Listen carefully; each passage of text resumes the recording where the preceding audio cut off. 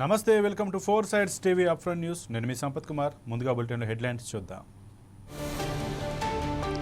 విజయసాయిరెడ్డికి ఏపీసీఐడి నోటీసులు.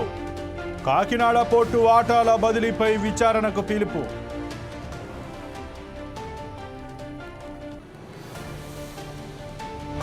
నేడు కేసీఆర్ అధ్యక్షతన బీఆర్ఎస్ ఎల్పీ సమావేశం. అసెంబ్లీ సమావేశాల్లో అనుసరించాల్సిన వ్యూహంపై చర్చ.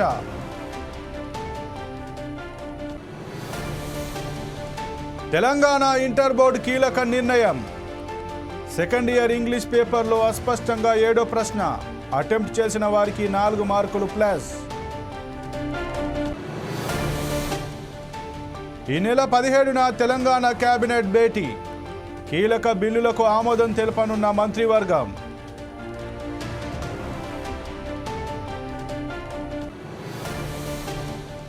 శ్రీ చైతన్య కాలేజీల్లో కొనసాగుతున్న ఐటీ సోదాలు.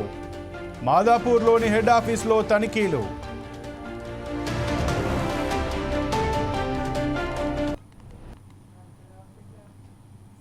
రెండవసారి శాసన మండలి సభ్యులుగా నియమితులైన టీడీపీ జాతీయ ప్రధాన కార్యదర్శి బీదా రవిచంద్ర యాదవ్ గారికి శుభాకాంక్షలు తెలియజేస్తూ నెల్లూరు నగరంలో ఉన్న మహాత్మా జ్యోతిరావు పూలే, సావిత్రిబాయి పూలే విగ్రహాల వద్ద మిఠాయిలు పంచిన టీడీపీ నేత ముదిరాజ్, మహాసభ రాష్ట్ర అధ్యక్షులు, కేంద్ర అగ్రికల్చర్ రీసెర్చ్ మాజీ డైరెక్టర్ కనకట్ల రఘురాం ముదిరాజ్, దద్దోలు రమణయ్య గౌడ్, జీవి కృష్ణయ్య, అరిగెల సాయిరాం, కనకరాజు, భాగవతుల విజయ రాఘవేంద్ర తదితరులు ఈ కార్యక్రమంలో పాల్గొన్నారు.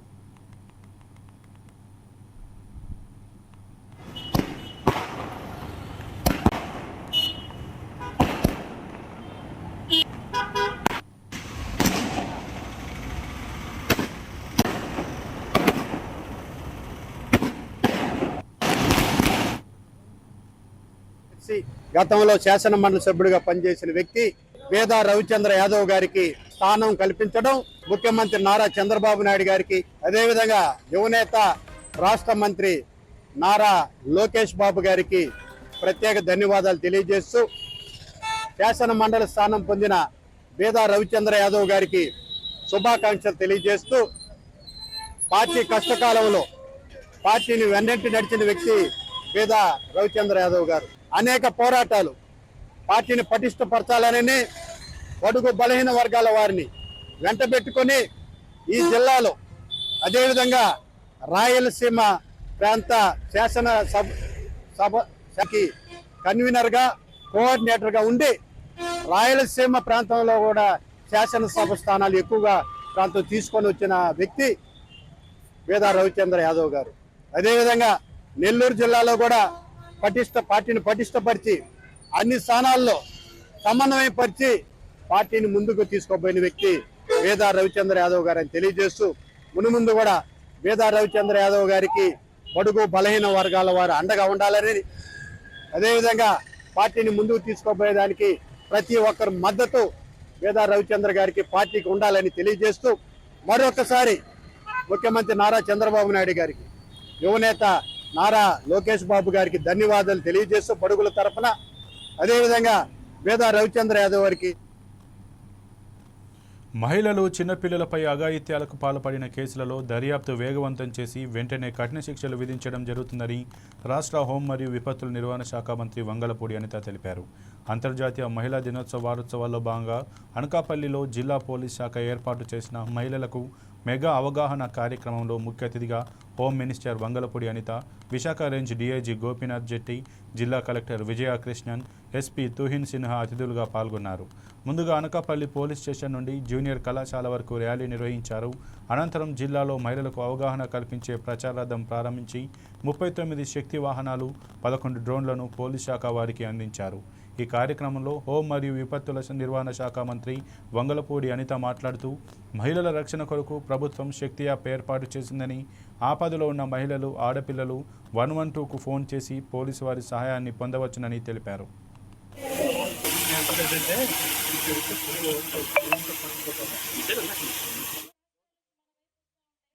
అది కూడా చెన్నై వైపు కానీ అటువైపు కర్ణాటక కూడా వెళ్లకుండా మన నక్కపల్లి తుని దాటిన తర్వాతనే మనం మ్యాక్సిమం ఇక్కడే కంట్రోల్ చేసే పరిస్థితి కనిపిస్తా ఉంది.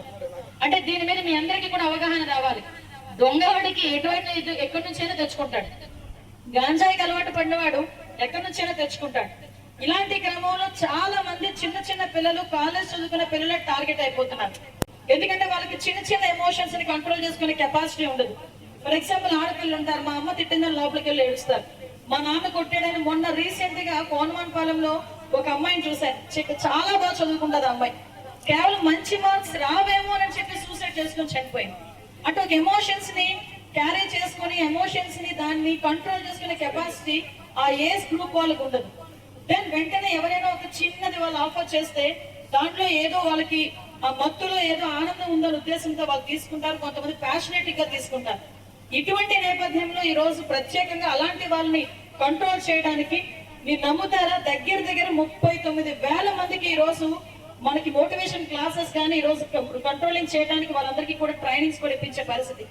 దగ్గర 600 పైన ఈ రోజు మీ కౌన్సిలింగ్ క్లాసెస్ కూడా కండక్ట్ చేశారు పోలీస్ డిపార్ట్మెంట్ వాళ్ళు. ఒక్కసారి మనందరం కూడా ఆలోచన చేసుకోవాలి. ఈ రోజు చాలా మంది మహిళల మీద, ముఖ్యంగా నేను ఎందుకు చెప్తున్నా అంటే నిదాన్ పోర్టల్ అని ఒక పోర్టల్ ఉంది. వన్స్ గంజాయి అనేది చాలా మంది ఏమనుకుంటారంటే, నా దగ్గరికి వస్తారు కొంతమంది నాయకులు, అమ్మ గంజాయి వాడు పండించట్లేదు, రవాణా చేయట్లేదు అమ్మ, క్యాబ్ తీసుకున్నాడు అంతే, కేసు చెప్పమ్మా కొంచెం అంటారు. నేను ఒకటే అంటే తోలు తీస్తానంటాను. ఎందుకో తెలుసా, గాంజాయిలో తాగిన వాళ్ళు తీసుకున్న, దానికి ప్రేరేపించిన, పండించిన, సరఫరా చేసిన, లావాదేవీలు చేసిన, ఏం చేసినా గాంజాయి విషయంలో తప్పే. కాబట్టి ఆ తప్పుని తప్పుగా తీర్చిదిద్దాలంటే కేసు డెఫినెట్ గా ఫైల్ చేయాలి. మంది ఏంటంటే ముఖ్యంగా రూరల్ ఏరియాస్ లో ఆడపిల్లల్ని కాలేజ్ పంపించడం అంటే మీకు చాలా భయం. ఆడపిల్లలు కాలేజ్ పంపిస్తే అబ్బాయి లేదని అంటారేమో, అమ్మాయిలు ఇబ్బంది పెడతారేమో. ఈసారి అలాంటి పరిస్థితులు ఏమీ లేవు. ఒక్కసారి కాలేజ్ వదిలే టైంకి గనక వాళ్ళు అక్కడే ఉంటారు, శక్తి టీమ్స్ అక్కడే ఉంటాయి. వాళ్ళు మామూలు ఆడపిల్లలు అనుకుంటున్నారా, ఒక్కొక్కరు రాక్షసుల్లా ఉన్నారు. ఒకసారి చూడండి, ఒకసారి వాళ్ళు ఎవరైనా చిన్న టచ్ చేసి చూస్తే మక్కలు కూడా వస్తారు గ్యారంటీగా. నేను ఈ పదాలు ఉపయోగిస్తున్నాను, మీరే అనుకోవద్దు. ఎందుకంటే తప్పు చేసిన వాటి గురించి శిక్ష పడే విధంగా చేయడం పోలీసులుగా మా బాధ్యత. అట్ ద సేమ్ టైం ఆడపిల్లలు రక్షించుకోవడం అనేది కూడా అందుకే అంతే టఫ్ గా ఉంటారు. దయచేసి ప్రతి ఒక్కరు కూడా అవేర్ గా ఉండండి. నెక్స్ట్ శక్తి యాప్ అని చెప్పి ఒక యాప్ ను మొన్న గౌరవ సీఎం గారు రిలీజ్ చేశారు. మీరందరూ కూడా ఆడపిల్ల ప్రతి ఒక్కరు కూడా, మీరందరికీ ఫోన్లు ఉన్నాయా? కాకపోతే ఇప్పుడు తీసుకొస్తున్నారా? పంపిస్తాను. ఇలా చూసాను, ఎవరో ఫోటో తీసాను, సెల్ఫీ గురించి వచ్చేవాళ్ళ, ఫోన్ మాట్లాడడానికి కాదా? ఓకే, మీ ఫోన్ లో మీ ఫ్రెండ్స్ నెంబర్స్ తో పాటు శక్తి యాప్ కూడా డౌన్లోడ్ చేసుకొని ఉంచుకోండి. ఎప్పుడైనా శక్తి యాప్ లో మీరు ఒంటరిగా ఎక్కడికైనా వెళ్ళాల్సి వచ్చి, అంటే బయటకి లేట్ అయినా, మీరు ఇంట్లోకి వెళ్ళడానికి కూడా నియర్ బై పోలీస్ స్టేషన్ కి కూడా ఇన్ఫార్మ్ చేసిన వాళ్ళు వచ్చి తీసుకెళ్లే పరిస్థితి. హుస్నాబాద్ పట్టణంలోని శ్రీ రేణుకా ఎల్లమ్మ దేవాలయ సమీపంలో ఉన్నటువంటి పోచమ్మ తల్లి దేవాలయ నిర్మాణానికి మంత్రి పొన్నం ప్రభాకర్ భూమి పూజ చేశారు. తన సొంత ఖర్చుల నుండి 10 లక్షల రూపాయల వ్యయంతో పోచమ్మ దేవాలయ నిర్మాణం చేపడుతున్నట్లు జిల్లా గ్రంథాలయ చైర్మన్ కేడం లింగమూర్తి తెలిపారు. భవిష్యత్తు తరాలను దృష్టిలో ఉంచుకొని దేవాలయ నిర్మాణాన్ని చేపడుతున్నారని పేర్కొన్నారు. అందులో భాగంగానే ప్రఖ్యాత శక్తిపీఠమైన రేణుకా ఎల్లమ్మ దేవాలయాన్ని అభివృద్ధి చేస్తున్నామన్నారు. రేణుకా ఎల్లమ్మ, పోచమ్మ తల్లి దేవాలయాలు అతి పురాతనమైనవని వెల్లడించారు. ఈ నెల మార్చి 12వ తేదీన శ్రీ రేణుకా ఎల్లమ్మ జాతర ప్రారంభమవుతుందని, ఈ జాతరకు తెలంగాణ రాష్ట్రం నుండే కాక మహారాష్ట్ర, కర్ణాటక, ఇతర రాష్ట్రాల నుంచి భక్తులు అధిక సంఖ్యలో వచ్చి అమ్మవారిని దర్శించుకొని మొక్కులు చెల్లించుకుంటారని పేర్కొన్నారు.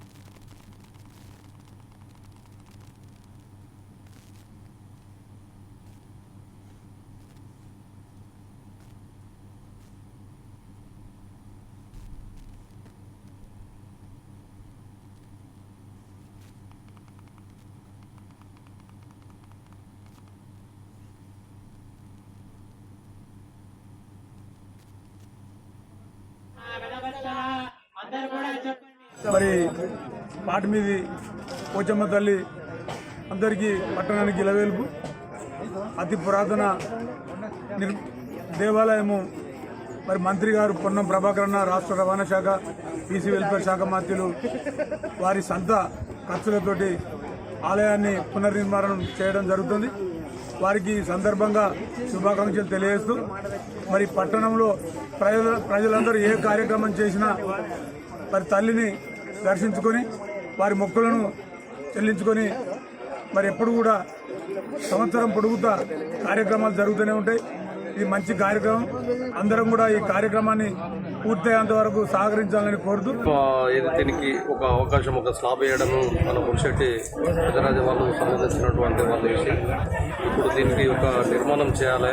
ఇది బాగా రోడ్లు డెవలప్మెంట్ అయిపోయినాయి, ఇది లోపలికి పడిపోయిందని చెప్పి మన మంత్రివర్యులు గారు దీనికి ఇప్పుడు మళ్ళీ పునఃప్రతిష్ఠ చేయాలన్నటువంటి ఒక సంకల్పంతో ఇట్లా కొత్తగా నిర్మాణం చేయడానికి దాదాపు ఒక 10 లక్షల రూపాయలు ఆయన సొంత ఖర్చు, ఆయన ఇంటి నుంచి వేరే గవర్నమెంట్కి సంబంధించినవి కాకుండా సొంత ఖర్చుల నుంచి ఆయన సొంత పైసలు ఇక్కడ ఈ గుడి కొరకు కేటాయించడం జరిగింది. ఈరోజు మంత్రి గారు వెమ్లవాడలో గౌడ కమ్యూనిటీకి సంబంధించినటువంటి ఒక బిల్డింగ్ ఇనాగ్రేషన్ కొరకు అక్కడ ఉండటం వల్ల ఈ కార్యక్రమానికి రాలేకపోయాడు. మంచి కార్యక్రమం, ఇక్కడ ఉన్నటువంటి భక్తులకు ఈ యొక్క మంచి అవకాశం ఉంటుంది. దాదాపు ఇది హుస్నాబాద్కు సంబంధించిన ఇలవేల్పు ఈ పోచమ్మ కాబట్టి ఒక అవకాశం ఇచ్చినటువంటి ఈ కార్యక్రమాన్ని దిగ్విజయంగా చేస్తున్నటువంటి మంత్రివర్యుల గారికి శుభాకాంక్షలు. ఉన్నందున మంత్రి గారు దీన్ని బాగా ఆలోచించి ఆ సొంత ఖర్చుతోనే దీన్ని ఒక 10 లక్షల వ్యయంతో ఈ గుడి కట్టిస్తానని ఆయన ఒప్పుకొని శంకుస్థాపన చేయడం జరిగింది. ఈరోజు ఈ ఎల్లమ్మ గుడి కాడ చుట్టూ బహారీ గోడ కానివ్వండి, ఇక్కడ షెడ్డు వచ్చిన వాళ్ళకి నిర్మాణం కానివ్వండి, అందరికి కూడా ఆయన శాశక్తుల ప్రయత్నం చేసి ₹1 కోట్లతో హేమంతో ఇక్కడ చుట్టూ బహారీ కూడా కట్టడం జరిగింది. అతనికి మా అందరి గౌడ సంఘం తరఫున కానివ్వండి, మా హుస్నాబాద్ ప్రజలందరి తరఫున కానీ వారికి ప్రత్యేకంగా ధన్యవాదాలు తెలుపుతా ఉన్నాను. హుస్నాబాద్లోని రేణుకా ఎల్లమ్మ ఆలయానికి సంబంధించినటువంటి చరిత్ర మరి తెలంగాణ రాష్ట్ర వ్యాప్తంగా కూడా ఒక గొప్ప చరిత్రగానే మిగులుతాయి. ఎందుకంటే ఇక్కడ గతంలో మరి క్రీస్తుపూర్వం సుమారుగా 500 సంవత్సరాల క్రితం మరి ఇక్కడ రేణుకా ఎల్లమ్మ ఆలయాన్ని స్థాపించుకొని ఆ విగ్రహాన్ని ప్రతిష్ఠించి ఇక్కడనే పక్కన చెరువు కూడా తీయడం ద్వారా ఇక్కడ గతంలో సర్వాయి పాపన్న కూడా ఇక్కడ నుంచి పూజలు చేసినటువంటి చరిత్ర కూడా మనం చెప్పుకుంటా ఉన్నాం. అదేవిధంగా హుస్నాబాద్లో ఉన్నటువంటి మన గౌడ సోదరులందరూ కూడా శ్రీ రేణుకా ఎల్లమ్మ తల్లికి సంబంధించినటువంటి ఆలయాన్ని ముందుగా నిర్మించుకొని అభివృద్ధి చేసుకొని కాలక్రమేణా దాన్ని ఎండోమెంట్కి కూడా అప్పచెప్పడం జరిగింది. ఈ రోజున ఇక్కడ ఈ దేవాలయాన్ని మనం అభివృద్ధి చేసుకోవడం కోసం మనం ముందుకు రావాలి అని ఈ సందర్భంగా అందరికీ పిలుపునిస్తూ స్వాగతిస్తూ దేవాలయానికి చుట్టూ కూడా మన కాంపౌండ్ వాళ్ళు గేట్లు కూడా నిర్మాణం జరుగుతూ ఉన్నాయి. అంటే భవిష్యత్తులో ఇక్కడికి కర్ణాటక నుంచి, మహారాష్ట్ర నుంచి, మధ్యప్రదేశ్ నుంచి, హైదరాబాద్ నుంచి కూడా ప్రతి సంవత్సరం వస్తారు. ఈ సంవత్సరం కూడా వస్తారు. ఇప్పుడు మే నెల ఇక్కడ పెద్ద జాతర ఉంటుంది, ఒక 4 రోజులు వాషింగాల పున్నామని. ప్రత్యేకంగా ఆ కార్యక్రమాలు నిర్వహించడానికి భవిష్యత్తులో అన్ని వసతులు ఉండాలని మన ప్రభాకర్ అన్న గారు మంత్రివారిని ప్రయత్నం చేస్తున్నారు. కాబట్టి మనం అందరం సహకరించాం. ప్రత్యేకంగా ఈ గుడికి ఈ ఊళ్ళో ఉండేటువంటి అట్ల సోదరులు పూజారులుగా వాళ్ళు నిర్వహిస్తూ ఉంటారు. అందరూ కలిసి ఉందాం, అందరం దీన్ని అభివృద్ధి చేసుకుందాం. మతాలకు ప్రాంతాలకు అతీతంగా మనం ప్రత్యేకంగా పూజలు చేద్దాం. మరి ఏదైతే 766 సంవత్సరాల క్రితం మన పూర్వీకులు ఈ దేవాలయాన్ని మనకి ఇచ్చిపోయారో ఇంకా ముందుకు తీసుకుపోదామని మీ అందరి సమక్షంలో మీరు అందరూ ముందుకు వచ్చారు కాబట్టి తగ్గించడంతో పాటు ఉద్దేశపూర్వకంగానే కొనుగోలు ఆలస్యం చేస్తున్నారని మండిపడుతూ నిజామాబాద్లో రైతులు ధర్నాకు దిగారు. ఈ మేరకు సోమవారం సాయంత్రం మార్కెట్ యార్డు నుంచి ప్రధాన బస్టాండ్ ఎదుట రోడ్డుపై అరగంట పాటు బైఠాయించారు. నిజామాబాద్ మార్కెట్లో పసుపు లాట్లకు ధరను ఆన్లైన్లో కోట్ చేసే విధానం అమలవుతోందని, కొమ్ముకు 10,000 రూపాయలు, మండకు 8,000కు తగ్గకుండా కోట్ చేయాలి. సోమవారం మార్కెట్లో పోసిన 6,100 లాట్ల కొనుగోలుకు కొనుగోలుదారులు ఆసక్తి చూపలేదు. ఒక వ్యాపారి మాత్రమే 1,400 లాట్లకు కోట్ చేశారు. ఒక్కరే ధరను కోట్ చేస్తే నిబంధనల ప్రకారం అధికారులు దాన్ని తెరవకూడదు. దాంతో ఆగ్రహానికి గురైన రైతులు మహారాష్ట్ర సాంగ్లీ మార్కెట్లో పసుపు క్వింటాకు 13,000 నుంచి 14,000 వరకు పలుకుతుంటే ఇక్కడ ఎందుకు తగ్గిస్తున్నారని ప్రశ్నించారు. అదనపు కలెక్టర్ కిరణ్ కుమార్ అక్కడికి చేరుకున్నారు. మంగళవారం నుంచి కొనుగోలు ఎప్పటిలాగే సాగేలా చూస్తామన్నారు.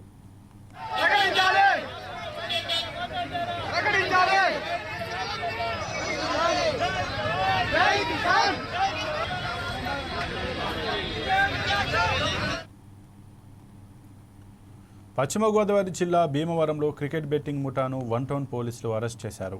వన్ టౌన్ పోలీస్ స్టేషన్లో భీమవరం డీఎస్పీ జయసూర్య వివరాలు వెల్లడించారు.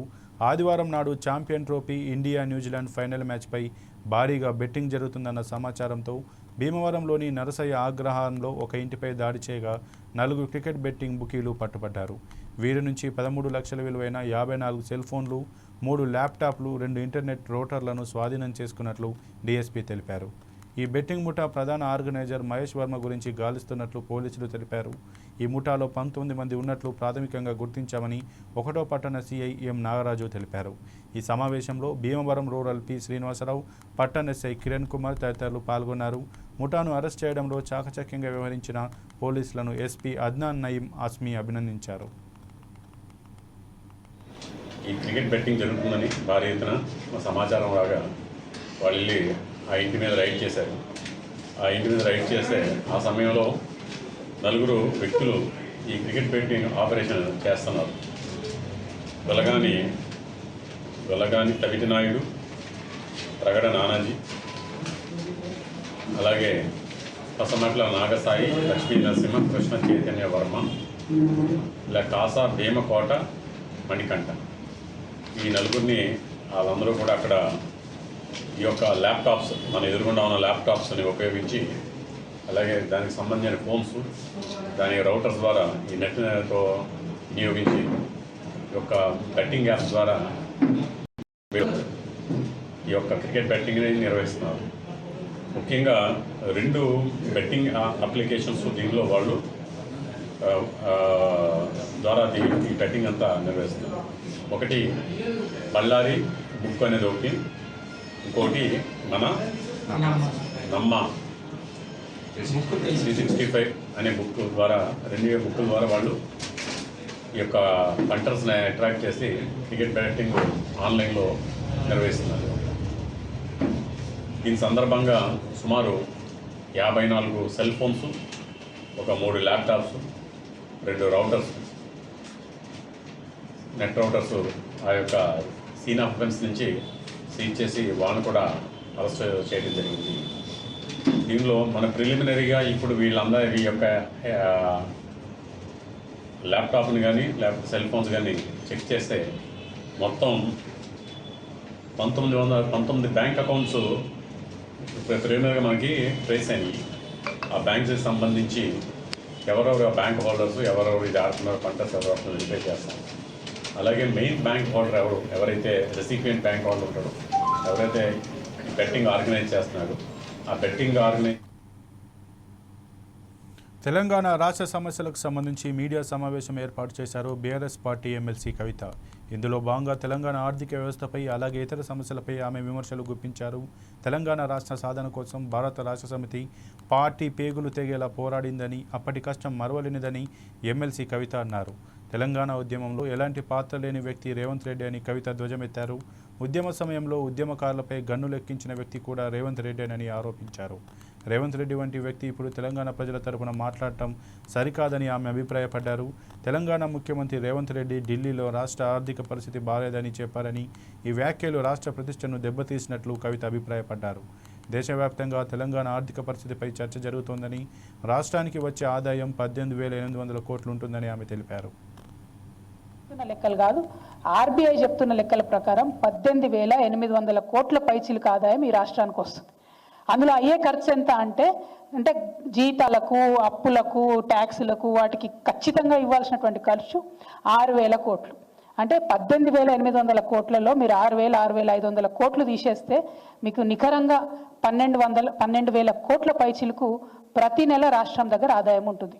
ఈ రేవంత్ రెడ్డి గారు వచ్చినప్పటి నుంచి ఇప్పటి వరకు కూడా గత సంవత్సరం ఆర్బీఐ ఇచ్చిన రిపోర్ట్లో కూడా ప్రతి నెల దాదాపుగా 3,000 యావరేజ్ తీసుకుంటే 3,000 కోట్ల పైచీలకు ఆయన క్యాపిటల్ ఎక్స్పెండిచర్ చేస్తున్నారు. ఏదో ఒక్క నెలలో మాత్రమే 500 కోట్లు ఖర్చు పెట్టిండ్రు, ఇంకొక నెలలో 7,000 కోట్లు ఖర్చు పెట్టిండ్రు. ఇది క్యాపిటల్ ఎక్స్పెండిచర్. ఆర్బీఐ బాజాబ్తా చెప్పింది. రేవంత్ రెడ్డి గారు లెక్కలు చెప్తే నేను నమ్మకపోతుండే, కానీ ఇది ఆర్బీఐ చెప్పిన లెక్క. దీని ప్రకారమే యావరేజ్గా 3,000 కోట్లు రాష్ట్ర ప్రభుత్వం ఖర్చు పెడుతుంది.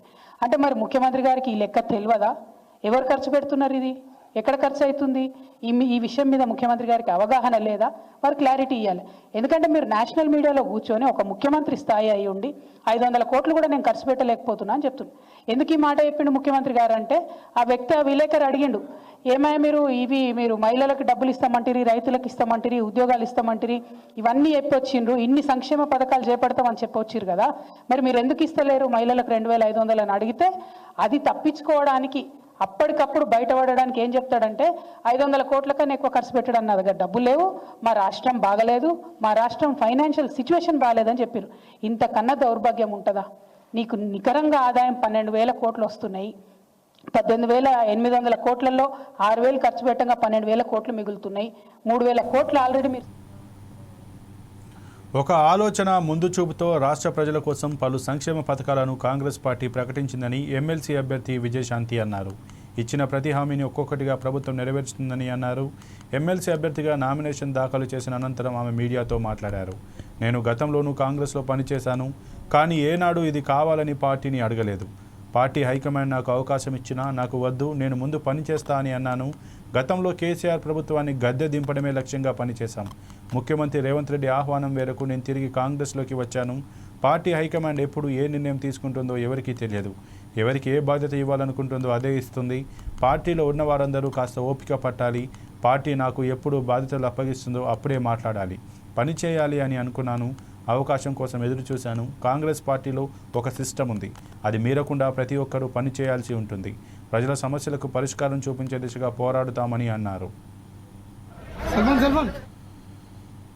అవకాశం ఇచ్చింది ఎమ్మెల్సీగా, తప్పకుండా నా తెలంగాణలో ఇంకా పనిచేస్తాను, చిత్తశుద్ధితో పనిచేస్తానని కూడా ఈ సందర్భంగా తెలియజేసుకుంటున్నాను. ఎందుకంటే కొంతమంది అపోజిషన్లో ఉన్నవాళ్ళు ఎన్ని రకాల ఇబ్బంది పెట్టాలో మా ప్రభుత్వాన్ని పెడుతున్నారు. అయినా మా ముఖ్యమంత్రి గారు దాన్ని తిప్పి కొడుతున్నారు, మంత్రులు తిప్పి కొడుతున్నారు, మా కార్యకర్తలు తిప్పి కొడుతున్నారు. వీళ్ళ ఆటలు చెల్లవు. ఎందుకంటే 7 లక్షల కోట్లకు అప్పుకెళ్ళిపోయింది ఈ రాష్ట్రం. ఎవరు వాళ్ళు అంటే కేసీఆర్ గారి పుణ్యం అంటూ. మరి ఇంత 7 లక్షల కోట్లకు అప్పుకెళ్ళిన రాష్ట్రాన్ని సెటిల్ చేయాలంటే డెఫినెట్గా టైం పడుతుంది. ఓవర్ నైట్లో అది అద్భుతాలు జరగాలంటే కుదరదు. ఖజానా మొత్తం ఖాళీ చేశాడు.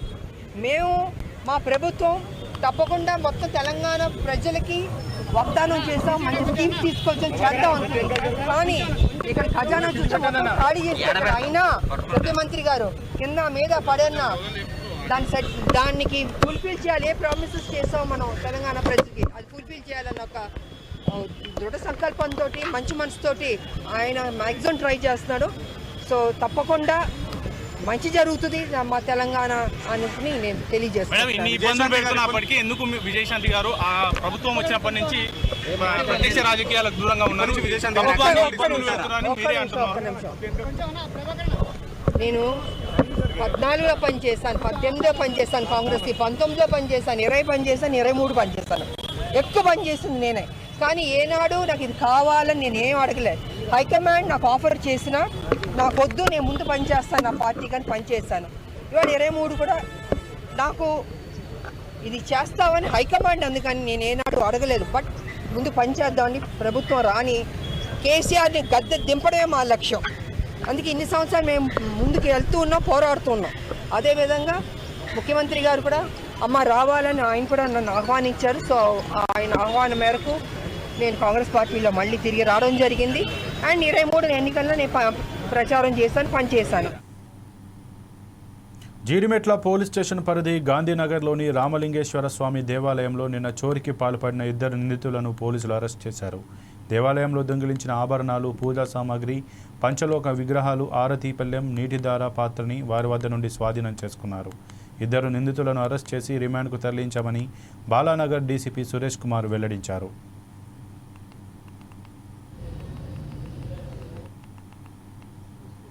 కాల్వడం జరిగింది.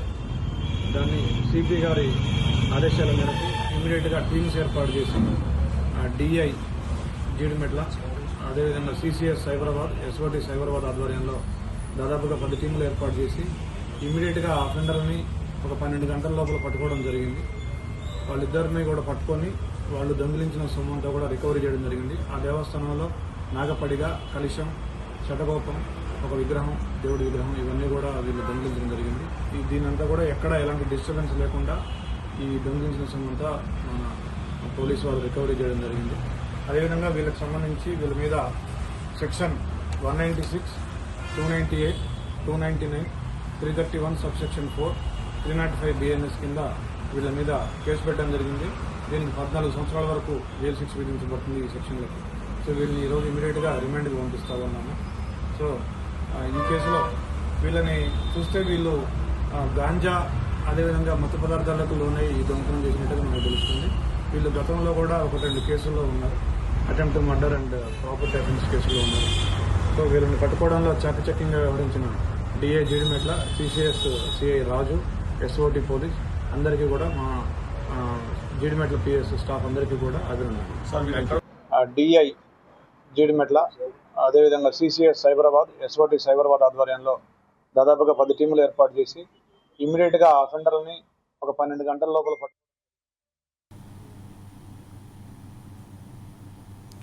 శ్రీ సత్యసాయి జిల్లా ధర్మవరం పట్టణంలో ఎంఆర్పీఎస్ నాయకుల ఆధ్వర్యంలో ఎస్సీ జాబితాలో ఉన్న బేడ బుడగ జంగాలకు కుల ధృవీకరణ పత్రం అందజేసి న్యాయం చేయాలని బేడ బుడగ జంగాల నాయకులు ధర్మవరం ఆర్డీఓ మహేష్కు వినతి పత్రం అందజేశారు. రాష్ట్ర సెక్రటరీ సిరిచాల అంజి మీడియాతో మాట్లాడుతూ ఆంధ్రప్రదేశ్లో ఉన్న బేడ బుడగ జంగాలకు కుల ధృవీకరణ పత్రం ఇవ్వకపోవడం చాలా అన్యాయమని, ఎందుకంటే ఒక కులంపైకి రావాలనుకుంటే విద్య ఎంతో అవసరం, విద్యార్థులు చదువుకోవాలి, వాళ్ళు చదువుకోవాలంటే వారికి క్యాస్ట్ సర్టిఫికెట్స్ ఉండాలి, క్యాస్ట్ సర్టిఫికెట్తో పాటు ఉద్యోగ అవకాశాలు రావాలన్న ఈ భారతదేశంలో కుల ధృవీకరణ పత్రం అనేది కంపల్సరీగా ఉండాలన్నారు. గౌరవ చంద్రబాబు నాయుడు గారిని చాలాసార్లు రిక్వెస్ట్ చేస్తే ఆయన కమిషన్ వేయడం జరిగింది. ఆ కమిషన్ వేసిన తర్వాత ఆంధ్రప్రదేశ్లో ఫస్ట్ జనాభా లెక్కలో తేలింది. అంతేకాకుండా అంగో మైనస్ పాయింట్ ఏంటంటే చంద్రబాబు నాయుడు సార్ గారు ముందే పంపించుంటే బాగుండేది. ఆయన ఎలక్షన్ చివరి టైం లాస్ట్ టైంలో ఇవ్వడం వల్ల కేంద్రానికి పోయిన తర్వాత ఇక్కడ ప్రభుత్వాలు మారిపోవడం వల్ల చివరికి మళ్ళీ కేంద్ర ప్రభుత్వం 2వ కమిషన్ వేయాలని చెప్తే 2వ కమిషన్ వేశారు. 2వ కమిషన్ వేసిన తర్వాత కూడా దాంట్లో కూడా ఉన్నారని తెలిసింది, కానీ వాళ్ళు మాకు సర్టిఫికేట్లు ఇవ్వడంలో చాలా జాప్యం చేస్తున్నారు. దీని విషయంలో మేము కలెక్టర్ గారిని, తర్వాత ప్రిన్సిపల్ సెక్రటరీ గారిని మేము దగ్గర ఒక 8 మంది ఐఏఎస్ ఆఫీసర్లను కలిసాం. అంటే కాకి సునీత మేడం గారు, జయలక్ష్మి మేడం గారు, తర్వాత జయలక్ష్మి మేడం గారు, గంధం చంద్రుడు గారు, ప్రిన్సిపల్ సెక్రటరీగా ఉన్న వాళ్ళలో, తర్వాత వచ్చేసి మొన్నటి వరకు ఉన్న కన్నబాబు సార్, ఇప్పుడు వచ్చేసి రాములు సార్ కూడా వీళ్ళందరినీ కూడా కలవడం జరిగింది. ప్రిన్సిపల్ సెక్రటరీ గారిని కలిస్తే వాళ్ళందరూ న్యాయం చేస్తూ ఉంటున్నారు, కానీ ఇంతవరకు న్యాయం చేయలేదు సార్. చేయకపోగా అదే కాకుండా మేము ఢిల్లీ లెవెల్లో కూడా పోయినప్పుడు సోషల్ వెల్ఫేర్ మంత్రి అయిన వీరేంద్ర కుమార్ సార్కి వినతి పత్రం ఇస్తే ఆయన ఏం చేశారంటే, మీరు మీ రాష్ట్ర ప్రభుత్వాల నుంచి మీరు ఒక క్లియర్గా మాకు వస్తే మేము మీకు న్యాయం చేస్తామని చెప్పి తెలియడం జరిగింది. క్లియర్గా పంపించడంలో అధికారులు నిర్లక్ష్యం చేస్తున్నారని చెప్పేసి మా బాధ సార్. ఎందుకంటే వాళ్ళు మా యొక్క వీక్ పాయింట్ ఒకటి వీళ్ళు అడగలేరు, వీళ్ళ దగ్గర జనాభా లేరు కాబట్టి వీళ్ళు అడగలేరు, వీళ్ళు మమ్మల్ని నిలదీయలేరు అని చెప్పేసి వాళ్ళు తప్పుడు లెక్కలు పంపించడం, తప్పుడు రాతలు రాయడం వల్ల మేము చాలా నష్టపోతున్నాం సార్. దీనివల్ల మా బిడ్డల భవిష్యత్తు నాశనం అవుతుంది సార్. కాబట్టి గౌరవ పవన్ కళ్యాణ్ సార్ గారు ఎలక్షన్కి ముందు కూడా ఆయన ఏం చెప్పాడంటే, బేడబుడజంగా కమిటీకి కుల ధృవీకరణ ఇవ్వకపోవడం చాలా బాధాకరమని చెప్పేసి ఒక ప్రెస్ మీట్లో ఆయన మాట్లాడారు. అదే కాకుండా గౌరవ చంద్రబాబు నాయుడు గారు కూడా 3 సార్లు ఒకసారి బుక్రాయ సముద్రంలో బేడా బుడగ జంగాలకు సర్టిఫికేట్ ఇచ్చే బాధ్యత నేను తీసుకుంటా అన్నారు. అంతేకాకుండా గుత్తిలో కూడా సభలో కూడా బేడా బుడగ జంగాలు అనేవాళ్ళు నా దృష్టిలో ఉంది, వాళ్ళకి న్యాయం చేస్తానని చెప్పడం జరిగింది. అంతేకాకుండా యమ్మగనూరులో కూడా గౌరవ చంద్రబాబు నాయుడు గారి దృష్టికి వెళ్తే ఆయన అప్పుడు కూడా అన్నాడు, నీ బుడగ జంగాలు అనే వాళ్ళు నాకు దృష్టిలో ఉన్నారు, వాళ్ళకి కంపల్సరీ న్యాయం చేస్తానని చెప్పేసి గౌరవ చంద్రబాబు నాయుడు గారు కూడా హామీ ఇచ్చారు సార్. అలాగే గౌరవ లోకేష్ గారు కూడా మాకంటూ కొప్పూరులో ఒక సభ పెట్టారు సార్. కేవలం బేడా బుడగ జంగాల కోసమే ఒక సభ పెట్టారు. సభ పెట్టిన తర్వాత ఆ బేడా బుడగ జంగాల సభలో గౌరవ నారా లోకేష్ గారు కూర్చొని మీకు న్యాయం చేస్తారని చెప్పి తెలియడం జరిగింది. కానీ ఈరోజు ఇంకా ఇప్పుడు దగ్గర ఒక సంవత్సరం కావస్తాను ఇప్పటి వరకు అతి స్థితి లేకుండా ఇప్పటి వరకు ఉన్నారు సార్. కావున గౌరవ చంద్రబాబు నాయుడు గారికి, అలాగే గౌరవ పవన్ కళ్యాణ్ గారికి, గౌరవ లోకేష్ బాబు గారికి మేము తెలియజేయడం అనగా, సార్ మీరన్నీ కూడా ప్రభుత్వంలో రాకముందు మీకు అందరికీ మా విషయం తెలుసు సార్, కానీ ఇప్పటి వరకు కూడా మీరు మా పైన ఎటువంటి నిర్ణయం తీసుకోకపోవడం. తిరుపతిలోని మినర్వా గ్రాండ్ హోటల్లో ప్రమాదం జరిగింది. హోటల్లోని గది నెంబర్ 314లో సీలింగ్ కూలడంతో భయాందోళనతో భక్తులు బయటకు పరుగులు తీశారు. వెంటనే ఘటనా స్థలానికి చేరుకున్న పోలీసులు భక్తులను సురక్షిత ప్రాంతాలకు తరలించి హోటల్ను సీజ్ చేశారు.